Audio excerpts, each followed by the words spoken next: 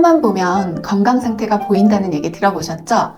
백태 많으면 입냄새, 위장 문제, 면역력 저하까지 의심될 수도 있다는데, 근데 백태가 있다고 혀만 팍팍 닦으면 해결이 될까요?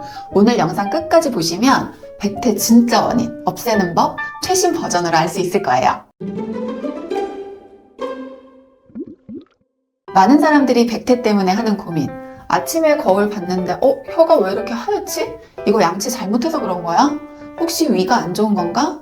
이거 공감하시는 분들 많죠? 혀에 하얀 백태가 끼면 입에서 이상한 냄새가 나는 것 같고 미각이 둔해지고 음식도 심심하게 느껴지고 인터넷 검색에서 보면 위장병, 칸디다 감염 이런 무서운 말들도 있고 또 어떤 분들은 나이 들수록 깔끔해야 되는데 남들과 식사할 때 백태 낀 혀가 보일까봐 위축된다고 백태 관리를 꼭 하고 싶다고 하시더라고요. 그런데 백태도 다 똑같은 백태가 아닙니다. 색깔마다 원인마다 다 다르다는 사실. 지금부터 백태가 왜 생기는지, 내 백태는 어떤 유형인지 깔끔하게 정리해 드릴게요. 백태 도대체 왜 생기는 걸까? 백태는 그냥 입안이 더러워서 생기는 게 아니에요. 혀 위에 보이는 하얀 코팅층, 이거 그냥 음식 찌꺼기 아닙니다. 하액, 그러니까 침이죠. 세균, 죽은 세포, 그리고 심지어 우리 몸 상태까지 반영된 결과인데요. 혀에 몇 가지 세균이 있는지 아세요? 무려 700여 종의 미생물이 있다고 해요. 이 미생물의 균형이 깨지면 백태가 심해지는 거죠. 입안에 칫솔질이 잘 안 되거나 혀 닦기가 안 되면 음식물 찌꺼기와 세균이 쌓여서 백태가 두꺼워져요. 혀에는 오톨도톨한 돌기가 있죠. 이 사이에 미세한 찌꺼기가 끼면서 세균이 변식해서 코팅층이 형성이 되는 거예요. 입안이 건조한 구강건조증이 있으신 분들은 입안의 세균 균형이 깨져서 또 백태가 증가합니다. 침 속에는 항균 성분이 있거든요. 입안이 건조해지면 침 속에 들어있는 라이소자임이란 효소와 면역 글로불린, 락토페린 같은 항균 성분이 부족해지기 때문에 세균 번식이 쉬워지는 거죠. 면역력이 떨어질 때 백태가 두꺼워지고 이걸 잘 제거해주지 않으면 구강 곰팡이증까지 생기게 돼요. 흡연은 입안의 혈액순환을 떨어뜨리거든요. 그럼 혀의 각질이 두꺼워지고 타르 성분까지 침착이 되어서 백태가 심해집니다. 알코올은 구강 건조를 유발해서 세균이 번식하기 좋은 환경을 만들어요. 이제 백태의 원인을 전신에서 한번 찾아보죠. 한의학에서는 백태를 위장 건강 상태를 반영하는 지표라고 보는데요. 위장 건강이 나빠지면 백태가 짙어진다고 하죠. 위산의 역류가 잦아지는 경우 위산이 혀의 미생물의 변화를 일으켜서 백태를 두껍게 한다고 합니다.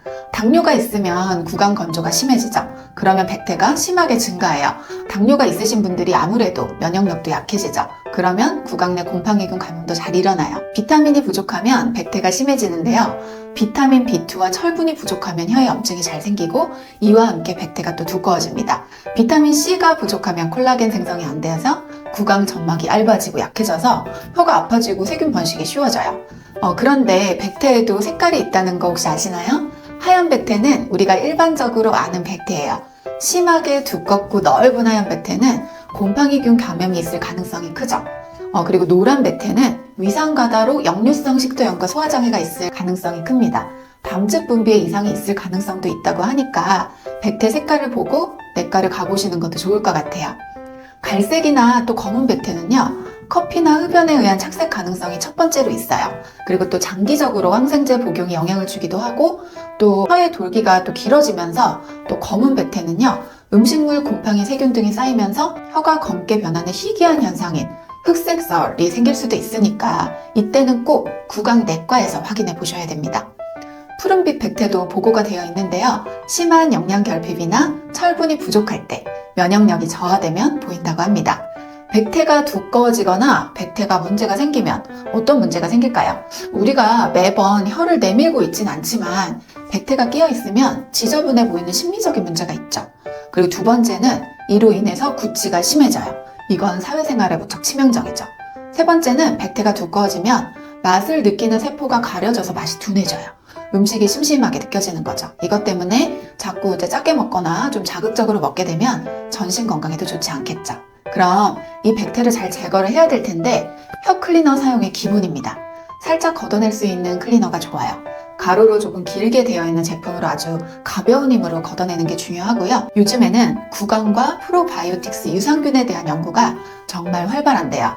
2020년에 한 연구를 보면 구강 유산균에는 프로바이오틱과 프리바이오틱이 있어요.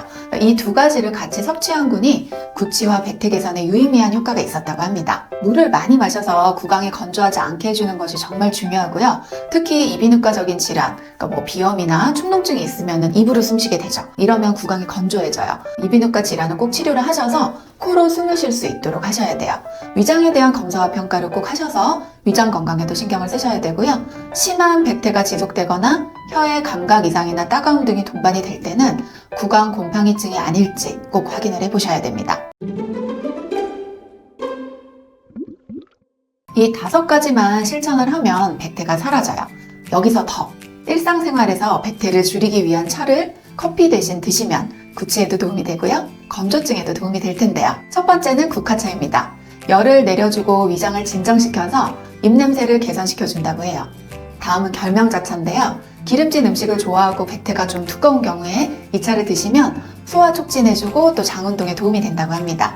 생강차는 위장 기능을 활성화해주고 혈액순환을 개선해줘서 혀의 각질이 잘 떨어지게 해준다고 해요. 박하차는 백태로 인한 구취가 심한 경우에 씻어주는 역할을 잘합니다. 우리가 쉽게 보는 보리차도 소화 기능을 도와주고 백태를 감소시켜준다고 합니다.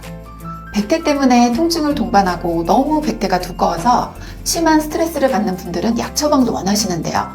주로 치과나 이비인후과에서 항진균제, 즉 곰팡이균 치료에 도움이 되는 약제를 처방을 해요. 니스타틴 가글이 있고요. 또 심한 경우에는 플루코나졸 경구약을 복용하기도 합니다. 구강 건조증이 심해서 백태가 심해지는 경우 물을 먹는 걸로만으로는 부족할 때 침샘을 자극하는 필로칼핀이라는 약제가 있어요.